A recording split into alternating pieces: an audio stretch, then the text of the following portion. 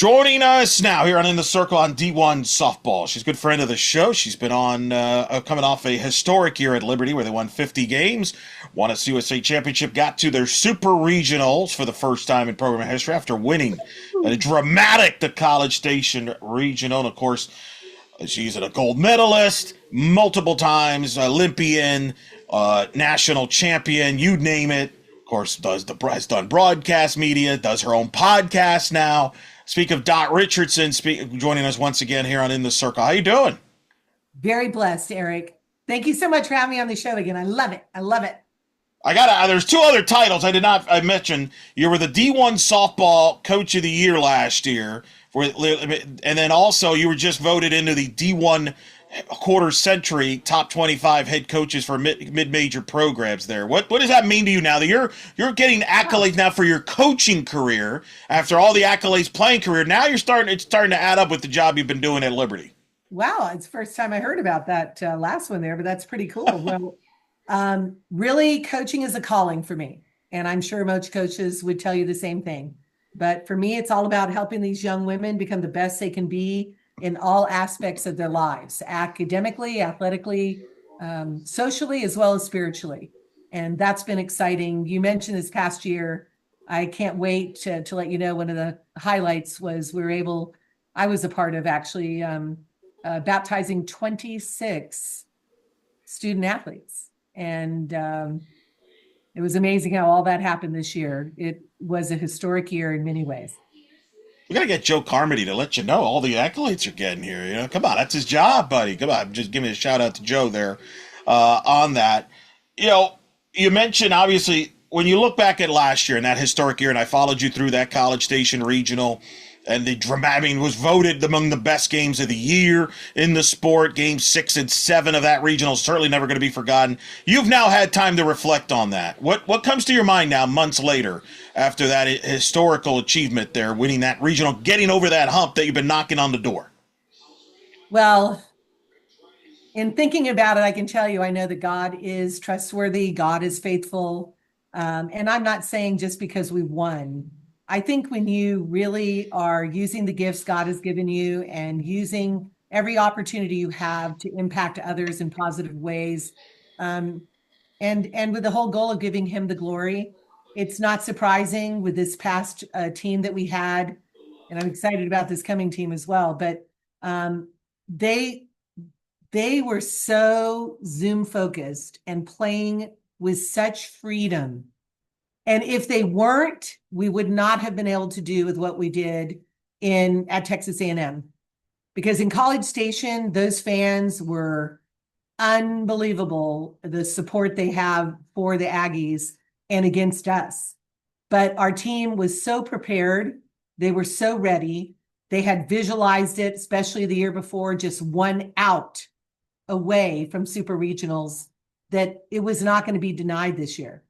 And that, whether they brought us to the number 1 seed, which was kind of shocking, they would bring us, I think our RPI at the time was 26 or something. I'm surprised they gave the number 1 seed us, but we also knew that it was a challenge that we had prepared for, and it just happened to go our way. And I think it was exciting that we had I can tell you some of these stories, Eric, just behind the scenes stories that happen, but we were not going to be denied. But it was one of those things. We played the best, and we proved at that competition that we proved to be a little better. Where does that regional win rank in your life? I mean, you've accomplished a lot in your life, from gold medal to a national championship, everything you've done off the field. Where does that rank? Because I remember you in the post game. That was you were emotional on that one. That was you love that group, that senior class, which we'll talk about. But where does that moment rank for you? It's number 1 when you look at coaching, with the exception I'd put above that, baptisms that I was ending up able to do. When you look at where college softball is at, it's awesome to have been there in the beginning as a student athlete, and where I am now being able to coach these student athletes. It is a professional level, let's be honest about it. And so you need to be a pro, both coaching wise as well as their student athletes. But I can tell you, number 1, coaching wise, It was something we had been building up to in our other podcasts with you. We've talked about that from the South Carolina, from the Tennessee, taking down Tennessee and also beating South Carolina once at theirs. And then the other is UCLA, number 2 seed that we're able to, in the nation, we're able to take them down at their place. And then Georgia went out away. We talked about Georgia at the Duke regionals. So it's been 6 regionals we've been at. And now to break that barrier and to get where we're at, well, we're just hungry for more. Before we talk about this year's group, I mean, be remiss to talk about your senior class, which was an amazing senior class. I've had multiple players from that class on this podcast. One in particular, Rachel Roop, who was named one of the top 25 hitters of this quarter century by D1 Softball among best top 25 hitters. And just speak of this senior class and what the mark they've left on your program now for moving forward. When you look at Rachel Roop, KK Madry, Savannah Woodard, Rachel Crane, and you look at Elena Escobar, Paige Bachman, a part of that class as well. And they're players that I was wishing the NCAA would be able to give them a 5th year, right? You want them back. You don't ever want them to move on. But it's exciting to see where they're at, playing professional for a few of them. Rachel Crane has now gone through the police academy. So she's going to be out there on the streets protecting people and being there for others. And Savannah Woodard is with us as a graduate assistant. Paige Bachman, a graduate assistant over at New Mexico State. So it's great to see them move on, but I tell you, they are missed. Rachel Roop, words can't explain the individual that she is. She is amazing. She's a child of God. She is somebody that has become our first All-American, setting a legacy and making history, and our first Golden Glove winner for nationally in right field. Phenomenal. She came to us as a pitcher and a center fielder, and no one could play right field better. And offensively, she ended up with 24 home runs or more, key home runs in the regionals. In fact, one of famous quote is, I was born to hit dingers, and I was just doing what I was born to do, is hit the dingers. And just an amazing leader. So sad that she's not with us, but so proud of her and humbled also by the opportunity to have coached her. KK Madry playing with the Sparks professionally, and Root played with the Vibe. But for KK to have a season like she did, was the stolen bases, hitting over 400. What a leader in that regards. And Elena Escobar, with her injury that she had to her Achilles, to go as far as she could. Just the tears that you saw when she was coming out of the game for the second game at the regionals versus Texas A&M. We wanted to keep her in, but she just couldn't give anymore. Could not give anymore. And it was so great to see the team, particularly Kaylin Yoder, pick her up and was able to finish it in the circle, and the team offensively to keep it going. Just tremendous. Actually, Escobar is our student coach this year. We don't see her much because she's getting her degree in nursing, but when she is able to be with us, she is, to get that degree. But we're excited about that. Yeah, she's a great kid. We had her on during the summer. And shortly after that, we had her on, and then she got that call to fill in, I believe, at AUSL, which was a blast, opportunity to fit that in for her. Look, and listen, I was around that group a lot. I mean, growing up, and saw them grow in a lot of ways. There was a leadership there. Yeah. So I guess my question is, do you have leaders right now, or is that still evolving on this team? Because you lost some great group of leaders that you just mentioned there. Yeah, I'm going to also add Alyssa Hinault, the transfer from Campbell that we had for a year. Loves the Lord, her leadership, what she did off the bench and when she was on the field as a starter, phenomenal. And I do not want to overlook that. She had a key at bat, right, with Texas A&M. But you can see that this team does not have that matured leadership, and they know that they need to have it. And so the ones that are stepping up are phenomenal. Paige Dorr. I mean, she was an outfielder with KK and Rupi. She was able to, but that's what it's about, right? Passing the torch, right? Handing the torch, building that legacy and building on the foundation. And so she has really stepped up in a big way in leadership. The other one who has stepped up is Bryn McManus. Bryn is also from Oregon. Both of them are from Oregon. That's their home, their home state. The other is Savannah Jessie has been stepping up in a big way. One of our catchers, she's just a junior. Dora's just a junior as well. And the other big one that's two of them that are moving up is Brooke Roberts. Brooke Roberts. She is a transfer from a junior college, Central Florida. She led the NJCAA in career home runs. She is with us. This is her last year. It's exciting. I don't know, unless they give junior college players, student athletes one more year. We'll see. But also you got Savannah Watley. So it's interesting when I'm talking about those who have graduated, but there's also a big four that has returned. And that is super exciting. When you look around the horn, we still have that experience from Savannah Jessie catching, as well as, this was a superstar postseason, was Alexia Carrasquillo. With the bat coming off the bench as a freshman, unbelievable. She has stepped up in a big way. You got Bryn McManus at first. At second base, you'll have Watley, or she might play short. We have a great freshman that's come in, which is Avery Knoll, that can play middle as well. And then we got Jemiah Byram at third. Let's see. She had a little bit of experience postseason. And then, like I said, with Dor, we have a transfer. They came from St. Francis because they went Division III. So when you look at bringing in Savannah Nash, Player of the Year for the Northeastern Conference, big stick, big leader as well. She's actually engaged now. Her fiance is at the University of Lynchburg right down the road. So they're planning to get married next year. And then who's another big one, you guys? I don't want to miss anyone. They're just going to be household names. I mentioned Brooke Roberts might be playing in the outfield. So in the circle, we got to talk about that, Eric. It's going to be fun. We do. Now, you mentioned Savannah Nash, St. Francis there. Where do you envision her playing and in the lineup? Well, she's either going to be in left or right field, and she's got some competition. But the one thing about her is, I think Conference USA, she's going to really own it, I think, offensively.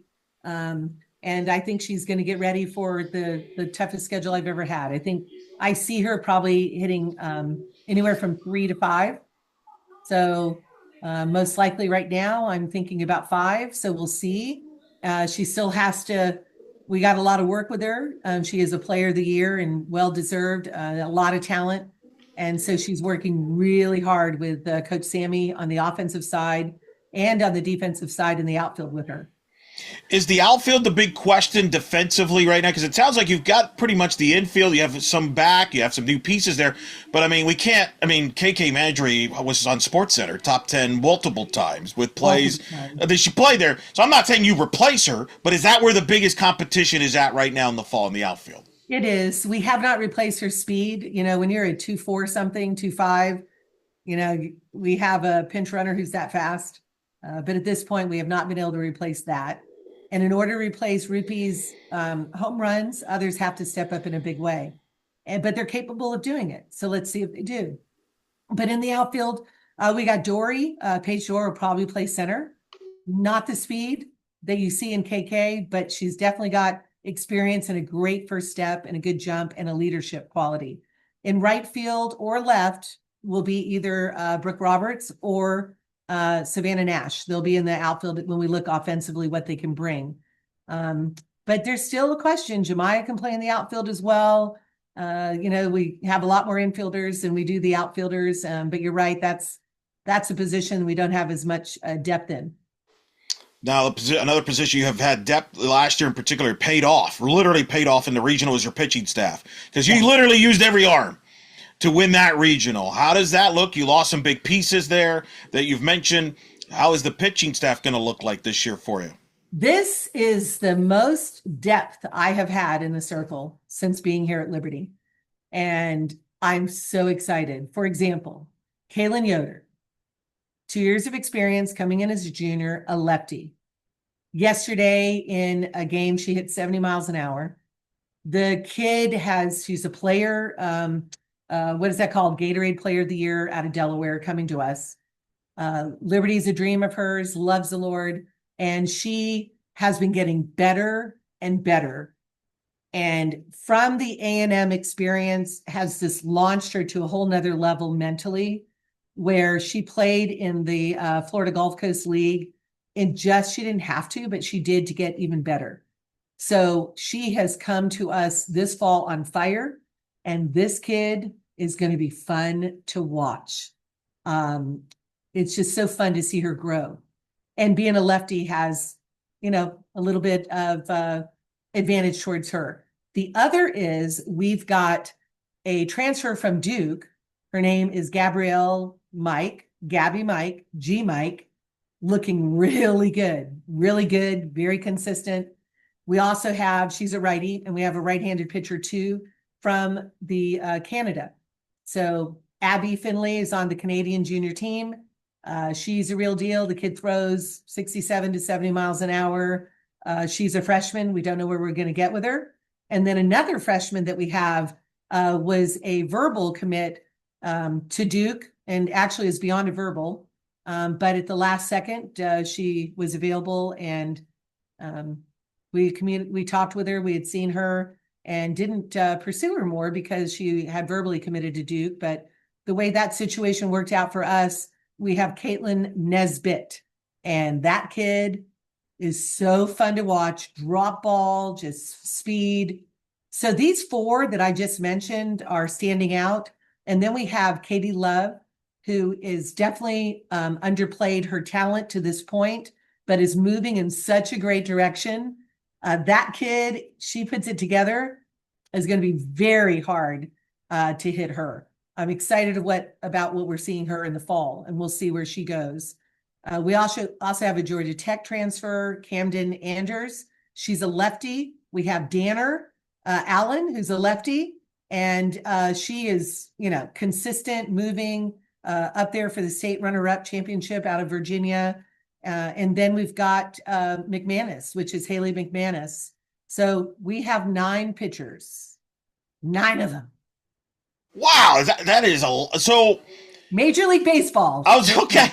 I think you just stole my question there, which is, how do you envision using that staff? Do you see it going the baseball model, where you may have certain players be starters, certain ones be defined as high leverage or relievers? Could you see some red shirt? Like, how do you handle 9 pitchers on a staff?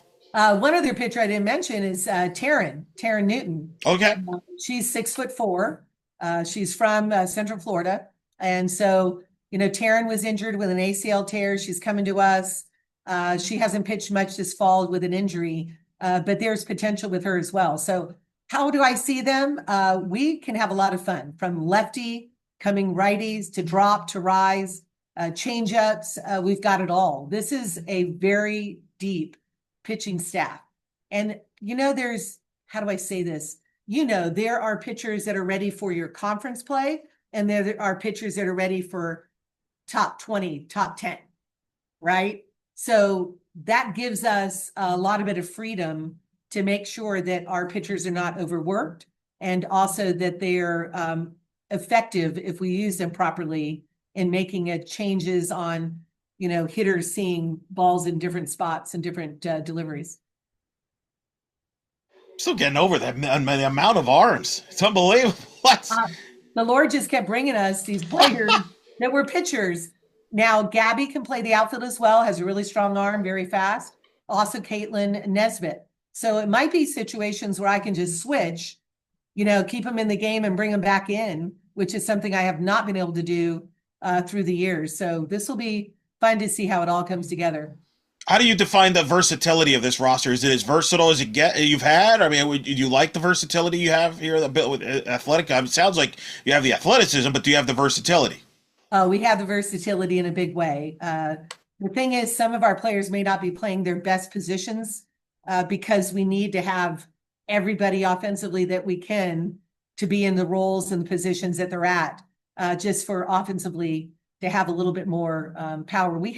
We don't have the speed in a KK or a Savannah Woodard, but we picked up, a lot of power, and we've gotten some players a little bit faster as well. So we have off the bench a couple really good speedsters. I would say we've got about 4. So it's going to be fun. It's going to be fun in coaching and see where they're at. But I tell you who needs to step up to make up for that home runs, who I think last year underperformed in that category, and that would be Bryn McManus has more power to give. Savannah Nash has more power to give. Brooke Roberts has more power to give. Savannah Jesse, more power to give. Alexia Carrasquillo, more power to give. Jemiah, more power and consistency to give. Paige Dorr, more to give. So as you're hearing more to give, that means potential, but even beyond that, I know that they can do it. So this year, if it all comes together, will be a lot of fun to watch. Is that the big question you have offensively? Is the power that you obviously lost? I mean, the greatest one, and Root obviously is an example, but she wasn't alone. It sounds like it's going to take a collective unit to make up some of that. But is that the question, the big question on this offense this year? It is. It is, without a doubt.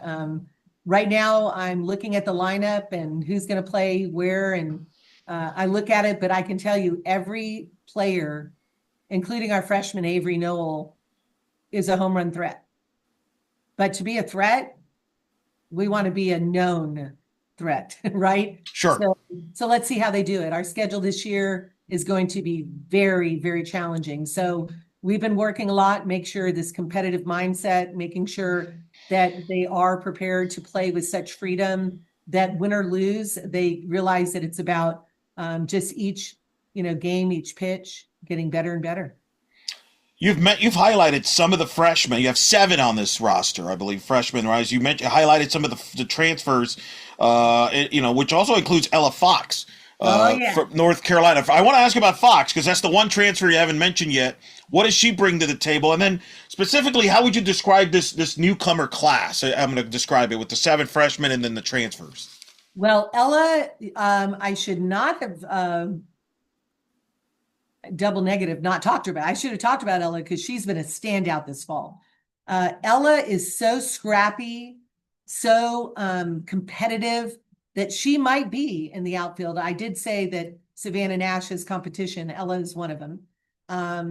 Ella is playing a fantastic second base as well. So the question is whether Avery or Watley, or is it Fox and Avery, or Fox, Avery, Watley.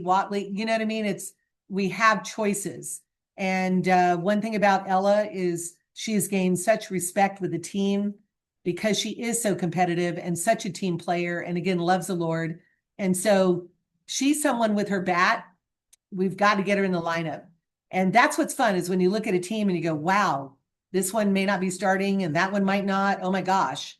We had a big hitter that just went down, tore her ACL. So she's going to be out this year, but she was one too. It was like, man, just hitting the ball. We got another freshman, hitting the ball over the fence. And so we definitely have depth. It's going to be fun, but Ella's going to get in the game. That's for sure. So how would you describe this the newcomers overall? How would you describe them as personality wise? How would you describe them? Because that's going to be part of this is bonding the newcomers with the returners. Yeah, you have to realize when someone transfers, they bring a lot with them. And a lot of that could be holding on to the past. Why was I not wanted?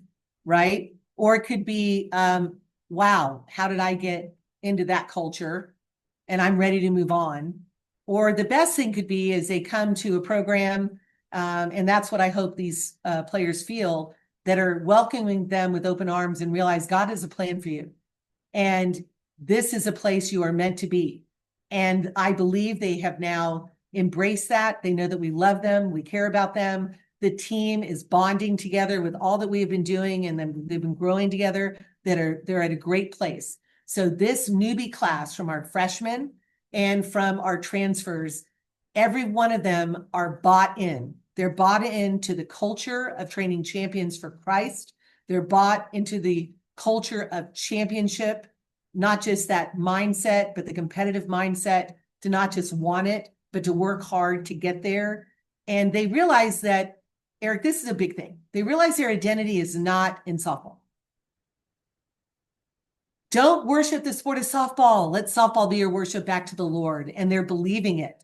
And when they believe that, the parable of the talents, like God's giving you talents, so multiply those talents. Let the world see those talents and do it at the highest stage possible So when you're there with the regional supers World Series, you embrace the opportunity. You embrace it instead of like, I'm fearful of this. What if I don't? What if I don't? No, you will. You will get it done. So they are very talented. I would say versatile. You use that. They're utility wise. These freshmen, these newbies, they really are. And so, and I mentioned, Mike Nesbitt, Fox. I mean, these kids can play anywhere, and two of them can pitch. And then, you look at, Avery Knoll. You're gonna love it. Hopefully, you hear a lot about us, and you want to be back on the show. Definitely, and certainly have the players there as well. What did you want? What do you want the players, the returners in particular, to take away from that super regional experience against Oregon? Because I know your goal is not just satisfied with being in the supers. You even said it. Your goal has been to get to Oklahoma City, get to the World Series. But you know this as well as anybody. You have to take steps to there. And last year was a big step.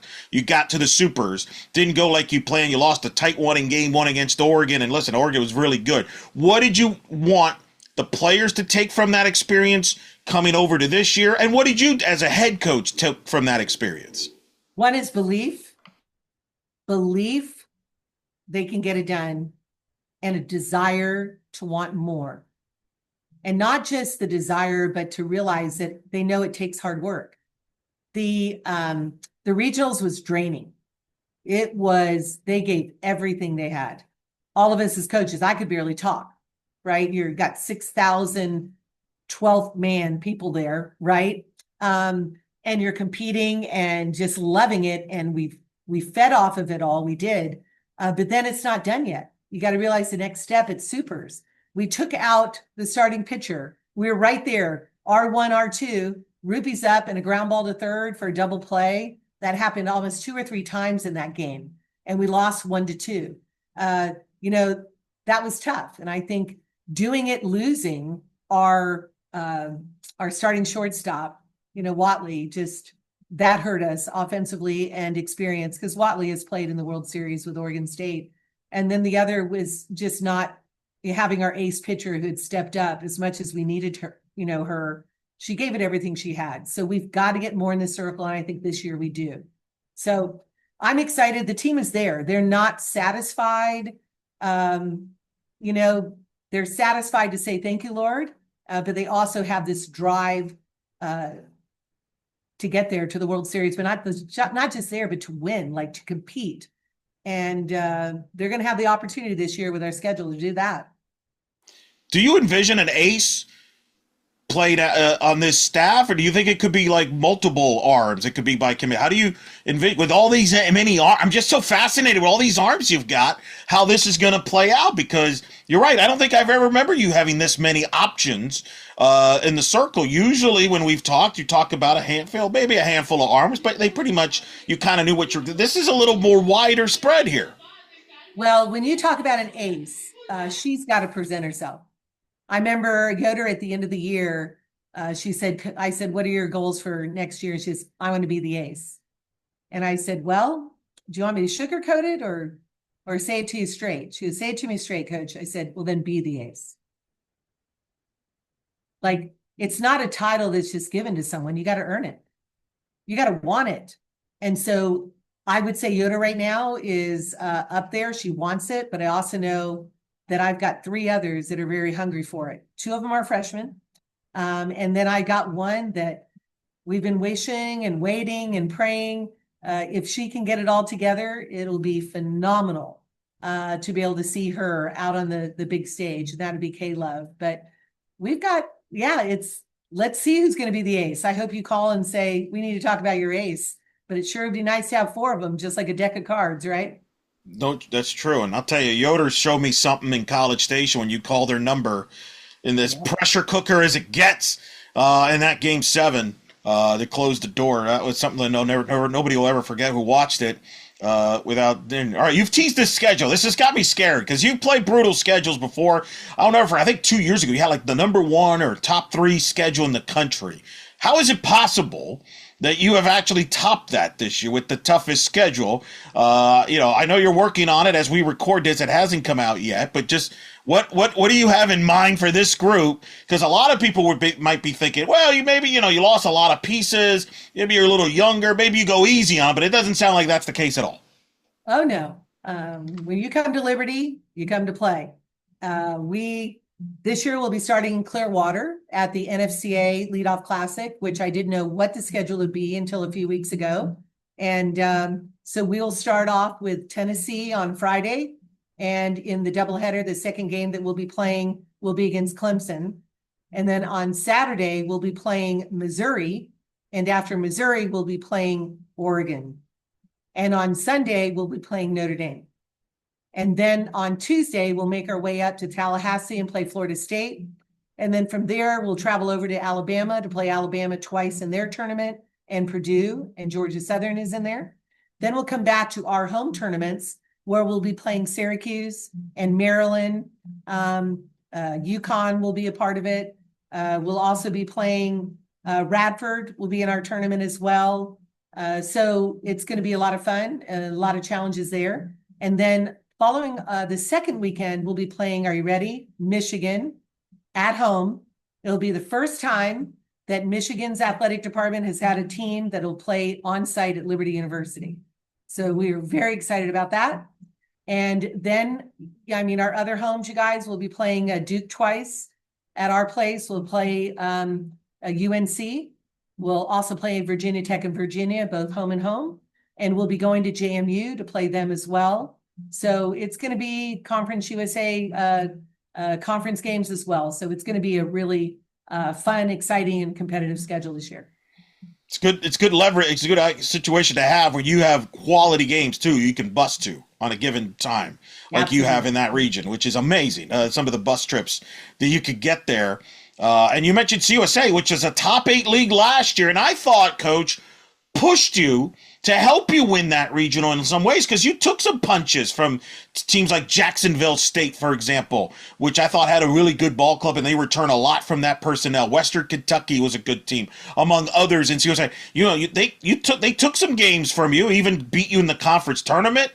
And I thought that helped you get to that regional. You were battle tested. Not that you weren't before, but I always felt, and I remember talking to Rachel in the pod, she felt like, hey, we've gone through everything, upside down. And I thought it really had set you up for what was going to happen in College Station. Do you agree with that? Absolutely. It's a competitive league for sure. And it's one of those things, we won back-to-back regular season championships, and then we went back-to-back championship tournament. So one of the things is you can't rest on your laurels, right? You can't think it's automatic. We have got to show up. And that's one of the things we kept driving. It's not how strong you start, it's how strong we finish. And it's one of those things to take every experience we have and to take the guessing about being selected for postseason out by winning our championship tournament. So the pressure is on.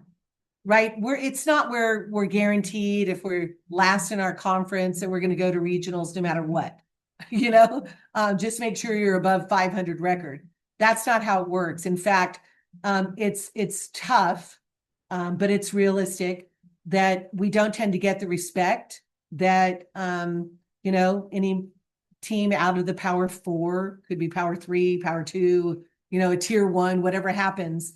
You have to earn it, and you got to learn that to earn it, even if you are in those conferences. So that's a mentality. Like, I believe we were 26, was it, Eric, or something, RPI for the selection show? Yes. And we were selected to go to the number 1 spot. Now, Yes. I wasn't upset at us. I was like, if I'm number 1, I'm going, what? Liberty is in our regional? You know what I mean? I was like, okay. Sure. I said, but even after the regional win and where we were for supers, the end of the year, RPI ended up being 25. Like, what? It's like, I believe our team definitely deserved rankings that we saw with other people ranking us from 11 to 18, whatever it might be. But that's one of the things I have to tell my coaching staff and the players, like, it's not about the approval of man, right? It's not about the recognition. It's really about, are we giving the best that we have as a coaching staff to help these girls be the best they can be? And they individually make that commitment that they refuse to be the weakest link, and they're going to lift up others to rise above any doubt or any fear. So collectively, we have a culture that is going to help to be solid when the whole world seems to be against you, right? In the world, but not of the world. And so it's really amazing to see how the program, God is faithful, where the program is at, but also where we're heading. There's no way we want to just settle. We want to play ball. That's what it's at. We're going to play to the best of our abilities. And once I get done for these first 2 weeks, we'll look and see, who are the gamers, right? Who are the ones that are going to step up and deliver when your best is needed, right? They put it out there. It's required and they give it. So I look at Dory. I was so proud of her. She was my MVP for Conference USA tournament. When our backs were against the wall and we lost, if you look at Paige Dorr and how she came through with big hits and big RBIs, and she took that with her all the way through the regionals to supers. When we were playing against Oregon, that kid showed up. I mean, it was awesome. And I think she got that from playing beside KK, playing beside Rupi, and she was committed to be the best she could be to help them go out on top. And now she's wanting to bring that even more, and she's just a junior. So I'm excited about that. So that was really big. And I think Yoder to do what she did. And I have to tell this story. Okay. I mean, do you mind, Eric? Can I just Sure. So I personally felt we beat Tennessee that second game. There were a couple calls. That's how it goes, right? But everything happens for a reason. There's an obstruction call at third, and she ended up getting home. I was like, okay. There was also a play at home with a force, so we got out. But the umpire said our catcher trapped the ball on the ground, which he didn't. And the other umpire didn't see it. So it was like, what? It's like, okay, well, we just got to keep battling. So after we lost that first game on Sunday, I went into the visitors' locker room. And as I was talking to the team, we beat them once, we're going to beat them again. Let's go. And then Savannah Jessie, again, she's a sophomore, right? She's a catcher, and she shows a leadership. And I had heard later that Rupi had talked to them before I came in, but Savannah Jessie goes, you guys, I know I haven't been hitting, in fact, I don't have a single hit for regionals, but I'm going to be the best catcher I can be. Let's just be the best at what we can be, whatever the role is, whatever happens. So I said, that's right. Let's go. 1, 2, 3. Flames, right? So as I leave, I find out later that Caitlin Yoder, goes over to Jester and says, when you're up to bat, what are you thinking of? She goes, well, my separation, my approach. And she goes, wait. Why don't you think about nothing, but better yet, just give it to God. So here we go to the next game, the if game. Winner goes to supers. And we're down 0-3. Rupi gets up, solo home run. We're down 1-3. KK's on second base. Jester's up to hit. And Jester said, she told me later, she goes, first pitch comes in a ball. Then she stands there and she goes, makes her cross on the dirt. And she goes, go God. She gets in the box, and the kid hit that towering home run, 2-run home run to tie the game. Then we go forward, runners on first and second. There's a pass ball. They advanced second and third with Rupi up, and I thought for sure they would walk Rupi, and they didn't, and she hit 3-run home run to give us the lead 6-3. So now here's Escobar giving her best. Ends up 2 hits are given, R1, R2, scoring position. Next thing you know, we have to make a change. And here comes fresh sophomore Yoder. She gets the call. Her first warm-up pitch, I don't know if you could see this on TV, was a ground ball to the backstop. Ground ball to the backstop. And every fan for Texas A&M started to laugh. They were laughing at her. And what did she do? She gave a smirk, kind of like, not like laughing back, but oh yeah, it was the best thing that could have happened to her, because she was committed, right? And focused, like, yeah, I'm at another level now. How dare you laugh at me, right? So as she finally gets the ball back from Savannah to ready to deliver her first pitch, what does she do? Um, Jesser comes up to her and says, remember what you told me. Give it to God. And when you watch Yoder delivering those pitches, it was inspiring. It was amazing. She was on a whole nother level. And it was enough for us to win 6-5 and to pull off that victory against the number one ranked team, well deserving. I was on the ranking committee myself, and Texas A&M to me was the best. They're the best that year. And we were able to take them down, which was awesome. But I share this story because there's so many inside stories, even beyond that, that I think is those listening to remember that the game isn't over until it's over. And a game is going to give you opportunity. The game doesn't know. They don't know how much money other people are getting, right? They don't know these things. The game just knows the balls and the strikes and the plays. And for us, all we can do as coaches and the student athletes is trust the gifts you've been given, go for it. And when you walk away, whether you win or lose, you know you gave it your best and your best is good enough. And that's why after that regional, I gave the glory to the Lord, just as I did after the super regionals when we lost. But the glory is that everyone is tuning in to see the gifts God's given to all of these student athletes and coaches. I mean, come on, I'm getting chills just thinking about it, Eric. These A&M, astounding talent, respectable. Look at Kennedy, right? Pitching, amazing pitcher. It was so awesome to see when the best collide and compete. It's inspiring. And that's what I remember the most about that. Some good messages there too about being a good teammate too, supporting. I think that there's a lot to be learned there. I feel like there's a documentary you guys could do from based on that College Station region alone. There, a couple of things I know you got to get going. You mentioned the seating, the shock that you were sent to College Station. They were, you're absolutely right. The committee this year that's been announced, they're going to seat 32 teams now versus just 16. Your reaction to that now, going to 32 seats? Well, I'm not really sure what that means, Eric, because in my opinion, I would take the number one seed and they'd play 64, 63, 62. I'd take the number two seed and they play 61, 60, 59. That's how I would do it. So I'm not sure we were in the top 32 for seeding, right? So well, now at least you'll know where they seated you instead of like, wow, why did they send us to College Station? That's kind of you. Now you'll know at least, hey, we think you're the 28th seed or the 29th seed.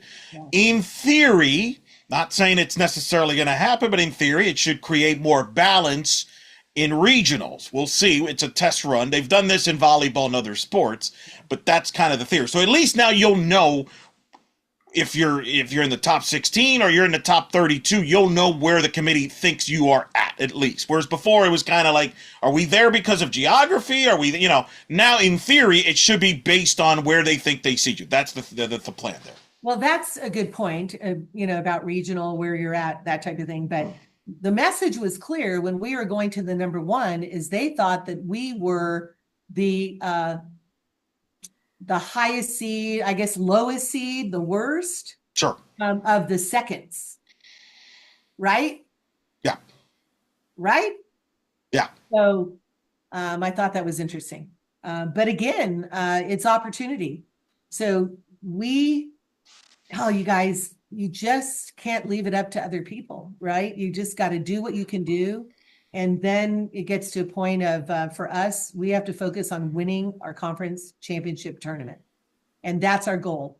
But the seeding, I think we all knew that we were going to be selected to go to either South Carolina, which is what I thought, or Clemson. Right. Right. That's kind of what we all thought.